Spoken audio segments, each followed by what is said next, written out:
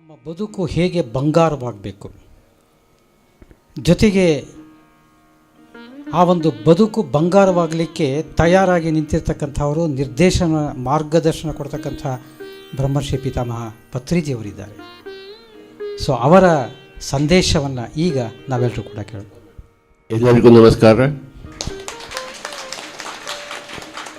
ಕನ್ನಡ ಗೊತ್ತಿಲ್ಲ,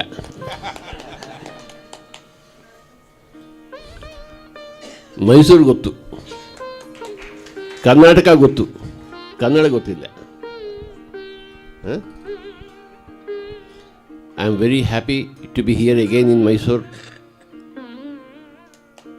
and having heard Swamiji's words, I was mighty happy, Swamiji. First time I came here in the year 98.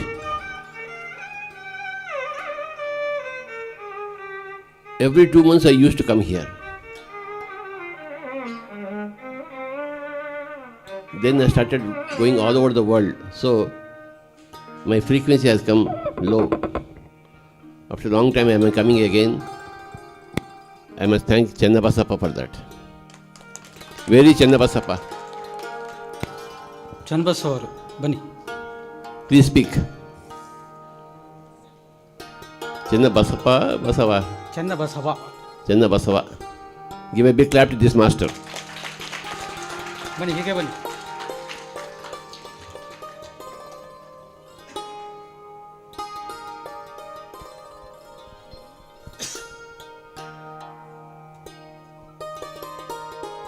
In those days, Rajan and Girija madam used to be here.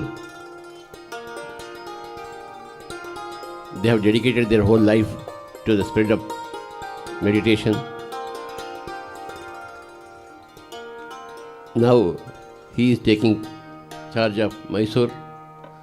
Please give your experience.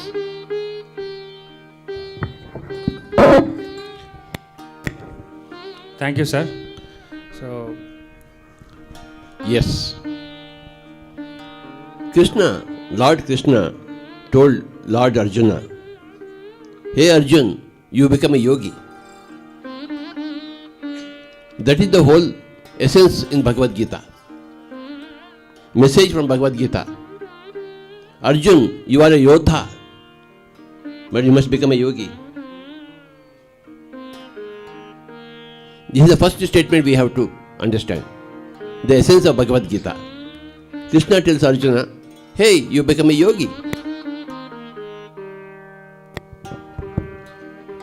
ಪತ್ರಿಜಿಯವರ ಅಭಿಪ್ರಾಯದಲ್ಲಿ ಒಂದು ಮಾತನ್ನು, ಶ್ರೀಮದ್ ಭಗವದ್ಗೀತೆಯಲ್ಲಿ ಶ್ರೀಕೃಷ್ಣ ಅರ್ಜುನನಿಗೆ ಹೇಳುವಂಥ ಒಂದು ಪ್ರಮುಖವಾದ ವಾಕ್ಯವನ್ನು ನಾವು ತಿಳಿಬೇಕು. ಅರ್ಜುನನಿಗೆ ಕೃಷ್ಣ ಹೇಳ್ತಕ್ಕಂಥದ್ದು, ಮೊದಲು ನೀನು ಯೋಗಿಯಾಗು. ಇದು ನಾವೆಲ್ಲರೂ ಕೂಡ ಅರ್ಥ ಮಾಡಿಕೊಳ್ಬೇಕು. He was a big warrior. Arjuna was a big warrior. But he was sad. He was not happy living. He did not want to fight. He wanted to fight. He cannot fight. Dilemma is there. And Krishna says, you become a yogi. And that is the same message for all of us. Shrikrishna ಭಗವದ್ಗೀತೆಯಲ್ಲಿ ಕೊಟ್ಟಿರ್ತಕ್ಕಂಥ ಅರ್ಜುನನಿಗೆ ಕೊಟ್ಟಿರ್ತಕ್ಕಂಥ ಒಂದು ದಿವ್ಯವಾದ ಸಂದೇಶ. ಅರ್ಜುನನ ಸ್ಥಿತಿ ಹೇಗಿತ್ತು? ಅವನೊಬ್ಬ ಯುದ್ಧ ಮಾಡ್ತಕ್ಕಂಥ ಒಬ್ಬ ದೊಡ್ಡ ವ್ಯಕ್ತಿ ಅವನು. ಆದರೆ ಯುದ್ಧ ಮಾಡಬೇಕು, ಮಾಡೋಕ್ಕಾಗ್ತಾ ಇಲ್ಲ. ಯುದ್ಧವನ್ನು ಬೇರೆಯವರ ಜೊತೆಯಲ್ಲಿ ಮಣಿಸಲೇಬೇಕು ಅವರೆಲ್ಲರೂ ಕೂಡ, ಆದರೆ ಮಾಡ್ತಾ ಇಲ್ಲ. ದೊಡ್ಡದಾದ ಗೊಂದಲದಲ್ಲಿ ಅರ್ಜುನ ಸಿಕ್ಕಾಕೊಂಡಿದ್ದಾನೆ. ಅಂಥ ಸಂದರ್ಭದಲ್ಲಿ ಶ್ರೀಕೃಷ್ಣ ಕೊಟ್ಟಿರ್ತಕ್ಕಂಥ ಒಂದು ಸಂದೇಶ ಅಂತಂದರೆ, ನೀನು ಮೊದಲು ಯೋಗಿಯಾಗು. ಅದೇ ಸಂದೇಶ ನಮಗೆಲ್ಲರಿಗೂ ಕೂಡ ಅನ್ವಯವಾಗುವಂಥದ್ದು. And who is Krishna? Yogeshwara. Master of yoga. So ಇಲ್ಲಿ ಕೃಷ್ಣ ಯಾರು ಎಂಬತಕ್ಕಂಥ ಪ್ರಶ್ನೆ ಬಂದಾಗ, ಆ ಕೃಷ್ಣ ಒಬ್ಬ ದೊಡ್ಡ ಮಹೇಶ್ವರ ಅಥವಾ ಸಾಧನೆ ಮಾಡಿರ್ತಕ್ಕಂಥ ಯೋಗೀಶ್ವರ. ಆ ಯೋಗೀಶ್ವರ ಅಂದರೆ ಎಲ್ಲ ಮಾಸ್ಟರ್ಸಿಗೆ ಒಬ್ಬ ಮಾಸ್ಟರ್. ಅಂಥ ಯೋಗೀಶ್ವರ Shrikrishna. Krishna started meditation at the age of 4. So Krishna ತನ್ನ ಧ್ಯಾನದ ಅಭ್ಯಾಸವನ್ನು ಪ್ರಾರಂಭ ಮಾಡಿದ್ದೇ 4ನೇ ವಯಸ್ಸಿನಲ್ಲಿ. Anybody will become a master of meditation when he started at the age of 4. ಹೀಗಾಗಿ 4ನೇ ವರ್ಷದಲ್ಲಿ ನಾವು ಆ ಧ್ಯಾನಾಭ್ಯಾಸವನ್ನು ಮಾಡಿದ್ದೇ ಆದರೆ ಯಾರು ಬೇಕಾದರೂ ಕೂಡ ಯೋಗೀಶ್ವರರಾಗಬಹುದು ಮತ್ತು ಮಾಸ್ಟರ್ಸ್ಗೆ ಮಾಸ್ಟರ್ ಆಗಬಹುದು. Another case, Lord Hanuman started meditation at the age of 2. So ಇನ್ನೊಂದು ಸಂದರ್ಭವನ್ನು ತೆಗೆದುಕೊಂಡಿದ್ದೆ ಆದರೆ ಹನುಮಂತ 2ನೇ ವಯಸ್ಸಿನಲ್ಲಿಯೇ ತನ್ನ ಧ್ಯಾನಾಭ್ಯಾಸವನ್ನು ಮಾಡಿರ್ತಕ್ಕಂಥದ್ದು. So he became a greatest master of meditation, Hanuman. So Hanumantha ಇವತ್ತು ನಾವು ಹೇಳ್ತೇವೆ ಎಲ್ಲ ಧ್ಯಾನದ ಕ್ಷೇತ್ರದಲ್ಲಿ ಒಬ್ಬ ದೊಡ್ಡ ಧ್ಯಾನಿಯಾಗಿ ಬೆಳೆದಿರ್ತಕ್ಕಂಥವನು. He is Chiranjeevi, still now in the body, physical body. ಜೊತೆಗೆ ಹನುಮಂತನಿಗೆ ನಾವು ಚಿರಂಜೀವಿ ಹೇಳ್ತಾರೆ. ಅಂದರೆ ಇವತ್ತಿಗೂ ಕೂಡ ಅವನು ಶಾರೀರಾತ್ಮಕವಾಗಿ ಇದ್ದಾನೆ, ನಮ್ಮ ಜೊತೆಗಿದ್ದಾನೆ, ಚಿರಂಜೀವಿಯಾಗಿದ್ದಾನೆ. Then what are we doing? ನಾವೇನು ಮಾಡ್ತಾ ಇದ್ದೀವಿ ಹಾಗಾದರೆ? What kind of stupid people are we? So ನಾವು ಎಂಥ ಮೂರ್ಖರು, ದಡ್ಡರು ಹಾಗಾದರೆ. We take the name of Krishna and Hanuman, but we don't do meditation. So ಕೃಷ್ಣನ ಬಗ್ಗೆ ಮಾತಾಡ್ತೀವಿ, ಹನುಮಂತನ ವಿಚಾರವನ್ನು ಮಾತಾಡ್ತೀವಿ, ಆದರೆ ಶ್ರೀಕೃಷ್ಣ ಮಾಡಿದ ಹಾಗೆ ಅಥವಾ ಹನುಮಂತ ಮಾಡಿದ ಹಾಗೆ ನಾವು ಮಾಡ್ತಾ ಇಲ್ವಲ್ಲ, ಯಾಕೆ? We go to Bhagavad Gita classes, but we don't do meditation. What is the point? So ಭಗವದ್ಗೀತೆಯ ವಿಚಾರಗಳನ್ನು ಕೇಳ್ತಾ ಹೋಗ್ತೀವಿ, ಆದರೆ ಭಗವದ್ಗೀತೆಯಲ್ಲಿ ಹೇಳ್ತಕ್ಕಂಥ ಧ್ಯಾನಾಭ್ಯಾಸದ ಬಗ್ಗೆ ಅಭ್ಯಾಸ ಮಾಡೋದೇ ಇಲ್ಲ. So the Krishna's advice to all the people, all the humanity is become a yogi. ಇಡೀ ಮಾನವ ಜನಾಂಗಕ್ಕೆ ಶ್ರೀಕೃಷ್ಣ ಕೊಟ್ಟಿರ್ತಕ್ಕಂಥ ಸಂದೇಶ ಅಂತಂದರೆ ಮೊದಲು ಧ್ಯಾನವನ್ನು ಅಭ್ಯಾಸ ಮಾಡಿ, ಮೊದಲು ಯೋಗಿಯಾಗಿ. ತಪಸ್ವಿ ಬಿಹೋದಿಕೋ ಯೋಗಿ ಜ್ಞಾನಿಭ್ಯೋಪಿ ಮತೋಧಿಕಃ ಕರ್ಮ್ಯಭಿಷ್ಟಾದಿಕೋ ಯೋಗಿ ತಸ್ಮಾತ್ ಯೋಗಿ ಭವಾರ್ಜುನ. ಹೇ Arjun, you become a yogi. ಹೀಗಾಗಿ ಶ್ರೀಕೃಷ್ಣನ ಸಂದೇಶದಲ್ಲಿ ಅತ್ಯಂತ ಸ್ಪಷ್ಟವಾಗಿ ಮತ್ತೆ ಮತ್ತೆ ಹೇಳ್ತಕ್ಕಂಥದ್ದು ಮೊದಲು ಯೋಗಿಯಾಗು. ಅರ್ಜುನನಿಗೆ ಹೇಳುವ ಹಾಗೆ ನಮಗೆಲ್ಲರಿಗೂ ಕೂಡ ದಿವ್ಯ ಸಂದೇಶವನ್ನು ಕೊಟ್ಟಿರ್ತಕ್ಕಂಥದ್ದು. ಸೊ ಫಸ್ಟ್ ಸ್ಟೇಟ್ಮೆಂಟ್ ಈಸ್ ಯೋಗಿ ಭವಾರ್ಜುನ. Remember this point. Hey Arjun, you become a yogi. What is the second point? What is yoga? For what is yoga, we go to Patanjali. To understand what to do, we go to Krishna. And Krishna gave us yoga. And what is yoga? We go to Patanjali. Yoga has chitta vritti nirodha. Yoga means making the mind waves empty. So ಭಗವದ್ಗೀತೆಯ ಮೊದಲನೇ ಹೇಳಿಕೆ ನಾವು ನೆನಪಿಡಬೇಕು. ಮೊದಲು ಹೇಳಿರ್ತಕ್ಕಂಥದ್ದು ಭಗವದ್ಗೀತೆಯಲ್ಲಿ ಪ್ರತಿಯೊಬ್ಬರು ಕೂಡ ಯೋಗಿಯಾಗಿ, ಅಂದರೆ ಯೋಗಿ ಭವಾರ್ಜುನ ಎಂಬತಕ್ಕಂಥದ್ದು. ಆದರೆ ನಂತರ ಬರ್ತಕ್ಕಂಥ ಪ್ರಶ್ನೆ ಯೋಗ ಅಂದ್ರೇನು, ಆ ಯೋಗ ಅಂದ್ರೇನು ಎನ್ನುವ ಉತ್ತರಕ್ಕೆ ಹೋಗಬೇಕು ಪತಂಜಲಿಯ ಯೋಗಶಾಸ್ತ್ರಕ್ಕೆ. So first statement from Krishna we learn that I have to become a yogi. And what is yoga we learn from Patanjali. ಹೀಗಾಗಿ ಕೃಷ್ಣನಿಂದ ನಾವು ಯೋಗಿ ಆಗಬೇಕು ಎಂಬತಕ್ಕಂಥ ಸಂದೇಶ ಸಿಗುತ್ತೆ. ಎರಡನೇದು ಯೋಗ ಅಂದ್ರೇನು ಎಂಬತಕ್ಕಂಥದ್ದು ಪತಂಜಲಿಯ ಮಹರ್ಷಿಯ ಮೂಲಕ ನಮಗೆ ಸಿಗುತ್ತೆ. Patanjali said yoga chitta vritti nirodha. That is the definition of yoga. It is not Shirshasana, it is not Mayurasana, it is not Kukutasana. So Patanjali yoga, it has got nothing to do with the physical body, it has got to do with everything with mind. The mind waves have to stop. Patanjali ಮಹರ್ಷಿಯ ಪ್ರಕಾರ ಯೋಗ ಚಿತ್ತ ವೃತ್ತಿ ನಿರೋಧ ಅಂದರೆ ಇದು ಯಾವುದೇ ಶರೀರಕ್ಕೆ ಸಂಬಂಧಪಟ್ಟಿದ್ದಲ್ಲ, ಯೋಗಾಸನ ಅಥವಾ ಯಾವುದೇ ಆಸನಗಳನ್ನು ಮಾಡ್ತಕ್ಕಂಥದ್ದಲ್ಲ, ಇದು ಕೇವಲ ಮನಸ್ಸಿಗೆ ಸಂಬಂಧಪಟ್ಟಿದ್ದು. Then we go to Buddha. How to control the mind? How to rectify the mind? What is the method? The Buddha gave us Anapanasati. Anapanasati. Shrikrishna ಯೋಗಿಗಳಾಗಿ ಅಂತ. ಹಾಗಾದ್ರೆ ಯೋಗ ಅಂದರೆ ಏನು ಅಂತ ಗೊತ್ತಾಗ ಪತಂಜಲಿ ಯೋಗ ಮಹರ್ಷಿಗಳು ಹೇಳ್ತಾರೆ ಮನಸ್ಸಿಗೆ ಸಂಬಂಧಪಟ್ಟಿದ್ದು. ಅದೇ ರೀತಿಯಲ್ಲಿಯೇ ಅದೇನು ಮನಸ್ಸಿಗೆ ಸಂಬಂಧಪಟ್ಟಿದ್ದನ್ನು ಅಲ್ಲಿ ಇರ್ತಕ್ಕಂಥ ತಿದ್ದುಪಡಿ ಮಾಡಿಕೊಳ್ಳೋದು ಹೇಗೆ, ಸರಿಪಡಿಸ್ಕೊಳ್ಳೋದು ಹೇಗೆ, ನಿಯಂತ್ರಣ ಮಾಡ್ಕೊಳ್ಳೋದು ಹೇಗೆ ಮನಸ್ಸನ್ನು ಅಂತ ಈ ಪ್ರಶ್ನೆ ಬಂದಾಗ ನಾವು ಬುದ್ಧನ ಹತ್ತಿರ ಹೋಗಬೇಕಾಗತ್ತೆ. ಆ ಬುದ್ಧ ಹೇಳಿರ್ತಕ್ಕಂಥದ್ದೇ ಆನಾಪಾನಸತಿ ಧ್ಯಾನ. So Buddha gave us method how to control the mind, how to rectify the mind. Anapanasati. ಹೀಗಾಗಿ ಬುದ್ಧ ಹೇಳಿರ್ತಕ್ಕಂಥದ್ದು ಮೊಟ್ಟ ಮೊದಲಿಗೆ ಮನಸ್ಸನ್ನು ನಿಗ್ರಹ, ನಿಯಂತ್ರಣ, ಅಲ್ಲಿರ್ತಕ್ಕಂಥ ತಪ್ಪುಗಳೇನಿದೆ ಅದನ್ನು ತಿದ್ದುಪಡಿ ಮಾಡಿಕೊಳ್ಳೋದು ಹೇಗೆ, ಅದನ್ನೇ ಆನಾಪಾನಸತಿ ಧ್ಯಾನದಲ್ಲಿ ನಾವು ಕಾಣ್ತೇವೆ. And along with Anapanasati, he gave one more thing, middle path. Neither do more nor do less in anything. Neither eat more nor eat less. Neither sleep more nor sleep less. Follow the middle path and then do Anapanasati. ಬುದ್ಧನ ಆನಾಪಾನಸತಿ ವಿಚಾರದ ಜೊತೆಯಲ್ಲಿ ಮತ್ತೊಂದು ಪ್ರಮುಖವಾದ ವಿಷಯ ಏನು ಅಂತಂದರೆ ಮಧ್ಯಮ ಮಾರ್ಗ. ಅಂದರೆ ಯಾವುದೇ ಜಾಸ್ತಿ ಆಗಬಾರ್ದು, ಮಿತಿ ಮೀರಬಾರ್ದು, ಯಾವುದೂ ಕೂಡ ಕಡಿಮೆ ಆಗಬಾರ್ದು, ಮಧ್ಯಮ ಮಾರ್ಗದಲ್ಲಿ ಇರಬೇಕು ಅಂಥೇಳಿ. So, my dear friends, Pyramid Spiritual Social Movement has taken these three statements from three people.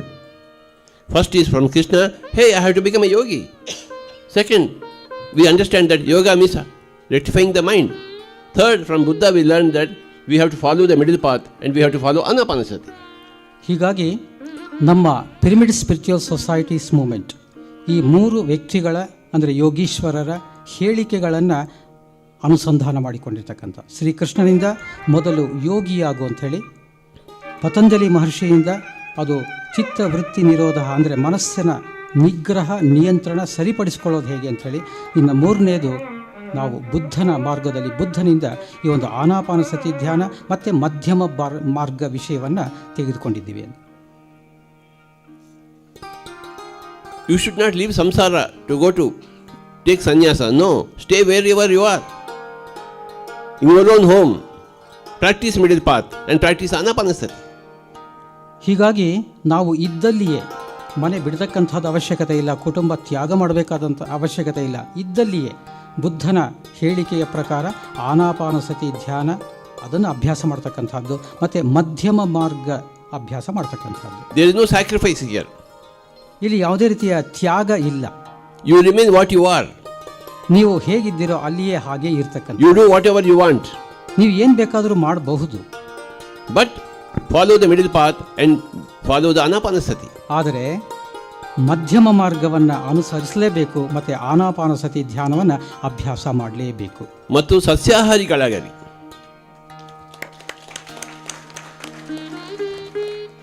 I found many Buddhist people eating meat. ಇದೆಲ್ಲದಕ್ಕಿಂತ ಮುಖ್ಯವಾಗಿ ನಾವೆಲ್ಲರೂ ಕೂಡ What kind of Buddhist people are there, I don't know. They talk of Buddha, they eat meat.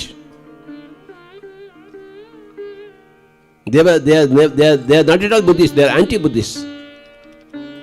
ಸಸ್ಯಾಹಾರಿಗಳಾಗಲಿ, ಶಾಕಾಹಾರಿಗಳಾಗಲಿ. ಅಹಿಂಸಾ ಪರಮೋ ಧರ್ಮ. So 3 things, my dear friends: middle path, anapanasati ಮತ್ತು ಸಸ್ಯಾಹಾರಿಗಳಾಗಲಿ. This is the method, and stay wherever you are. As a prime minister, as a housewife, as a father, as a mother, as a kid, as a bus driver, as a farmer, as a businessman, as a violinist, as a vocalist, stay wherever you are and follow the middle path. First point, follow anapanasati meditation, observing the breathing. Third, ahimsa paramo dharma, sasyaharigalagali. This is what PSSM, Pyramid Spiritual Society Movement. ಆತ್ಮೀಯರೇ, pyramid spiritual societies moment ಅಂದ್ರೇ ಈ ಮೂರು ಮುಖ್ಯ ಅಂಶಗಳನ್ನು ಅನುಸರಣೆ ಮತ್ತು ಅಳವಡಿಕೆ ಮಾಡಿಕೊಳ್ಳುವಂತಹದ್ದು. ಒಂದು, ಮಧ್ಯಮ ಮಾರ್ಗದಲ್ಲಿ ಜೀವನವನ್ನು ಅಂದರೆ ನಾವು ಎಲ್ಲಿದ್ದರೆ ಆ ಕೆಲಸಗಳನ್ನು ಮಾಡಿಕೊಳ್ತಾ ಹೋಗ್ತಕ್ಕಂಥದ್ದು. ಇನ್ನು ಎರಡನೇದು ಆನಾಪಾನಸತಿ ಧ್ಯಾನ, ಇದನ್ನು ಅಭ್ಯಾಸ ನಿರಂತರವಾಗಿ ಮಾಡುವಂಥದ್ದು. ಇನ್ನೊಂದು, ಶಾಕಾಹಾರಿಗಳಾಗಿ ಇರ್ತಕ್ಕಂಥದ್ದು, ನಮ್ಮ ಜೀವನವನ್ನು ನಡೆಸುವಂಥದ್ದು. ಇದೇ ನಮ್ಮ PSSM ಸಂದೇಶ. We have the fourth point from Krishna, 1 point from Patanjali, from Buddha. Then again we went to Egypt. We got the pyramid energy. We want pyramids everywhere. We learn from the east, we learn from the west, we learn from everywhere. So we want pyramids everywhere. Through pyramid, our meditation becomes much more brighter, much more fast. Pyramid acts as a catalyst to enhance the reaction of meditation. So ಈ ಮೂರು ಮುಖ್ಯ ವಿಷಯಗಳ ಜೊತೆಯಲ್ಲಿ ಅಂದರೆ ಶ್ರೀಕೃಷ್ಣನ ಯೋಗಿ ಆಗ್ತಕ್ಕಂಥದ್ದು, ಪತಂಜಲಿ ಮಹರ್ಷಿಯ ಈ ಒಂದು ಚಿತ್ತ ವೃತ್ತಿಯನ್ನು ನಿರೋಧನ ಮಾಡ್ತಕ್ಕಂಥದ್ದು, ಮತ್ತು ಮೂರನೇದು ಈ ಬುದ್ಧನ ಮಾರ್ಗದಲ್ಲಿ ಆನಾಪಾನಸತಿ ಅಥವಾ ಮಧ್ಯಮ ಮಾರ್ಗ ಇತ್ಯಾದಿಗಳ ಜೊತೆಯಲ್ಲಿ ಅತ್ಯಂತ ಪ್ರಮುಖವಾದದ್ದು ಮತ್ತು ನಾಲ್ಕನೇದು ಅಂತಂದರೆ ಈಜಿಪ್ಟಿನಿಂದ ತೆಗೆದುಕೊಂಡಿರ್ತಕ್ಕಂಥದ್ದು ಅಂದರೆ ಪಿರಮಿಡ್ ಜೊತೆಗೆ ಧ್ಯಾನವನ್ನು ಮಾಡುವಂತಹದ್ದು. ಆ ಪಿರಮಿಡ್ ಒಂದು ನಮಗೆ ಸಹಾಯಕವಾಗಿ ಪೂರಕವಾಗಿ ಇರ್ತಕ್ಕಂಥದ್ದು. ಆ ಪಿರಮಿಡ್ ಬಳಸಿ ಧ್ಯಾನವನ್ನು ಮಾಡಿದ್ರೆ 3 ಪಟ್ಟು ಶಕ್ತಿ ಅಧಿಕವಾಗಿ ನಮಗೆ ಸಿಗ್ತಕ್ಕಂಥದ್ದು. ಹೀಗಾಗಿ ಅದು ಪೂರ್ವ, ಪಶ್ಚಿಮ ಅಥವಾ ಉತ್ತರ, ದಕ್ಷಿಣ ಯಾವುದೇ ಆಗಿರಲಿ ಆ ಜ್ಞಾನವನ್ನು ತೆಗೆದುಕೊಳ್ಳುವಂಥದ್ದು ಅದು PSSMನ ಅತ್ಯಂತ ಪ್ರಮುಖವಾದ ಲಕ್ಷಣ. ಅದು I am very happy Swamiji has been to Ladakh to see the pyramid in Mahabodhi International Center. Yeah. So doctor BV Rajaram ಅವರು ಲಡಖ್ ಬಗ್ಗೆ ವಿಷಯವನ್ನು ಪ್ರಸ್ತಾವನೆ ಮಾಡಿದ್ರು. ಅದರ ಬಗ್ಗೆ ಪತ್ರಿ ಸರ್ ಅವರು ತುಂಬ ಸಂತೋಷವನ್ನು ವ್ಯಕ್ತಪಡಿಸ್ತಾ ಇದ್ದಾರೆ ಲೇ ಲಡಾಖ್ ಸಂಬಂಧ. I want a big pyramid in Mysore. Who is going to build it?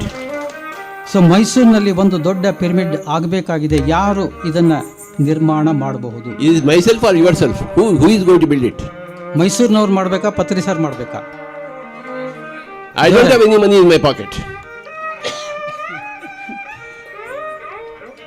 ಪತ್ರಿ Please say, yes, we will construct pyramid. You please say loudly. ನಾವು ಪಿರಮಿಡ್ ಅನ್ನು ನಿರ್ಮಾಣ ಮಾಡ್ತೀವಿ ಅಂತ ಜೋರಾಗಿ ಒಂದು ಸತಿ ಹೇಳಿ. ನಾವು ಅಂದ್ರೆ ಮೈಸೂರಿನವರು. ಜೋರಾಗಿ.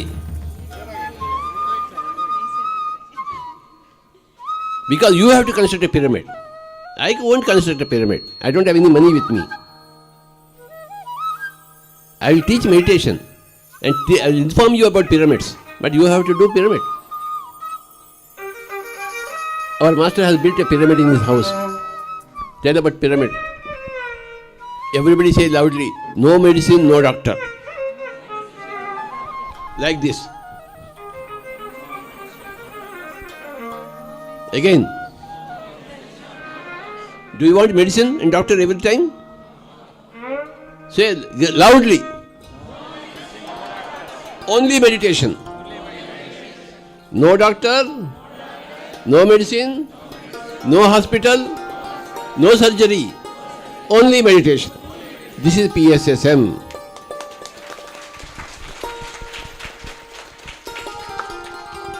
ಪ್ರತಿದಿನ ಪ್ರತಿಯೊಬ್ಬರಿಗೆ ಧ್ಯಾನ ಬೇಕೇ ಬೇಕಪ್ಪ.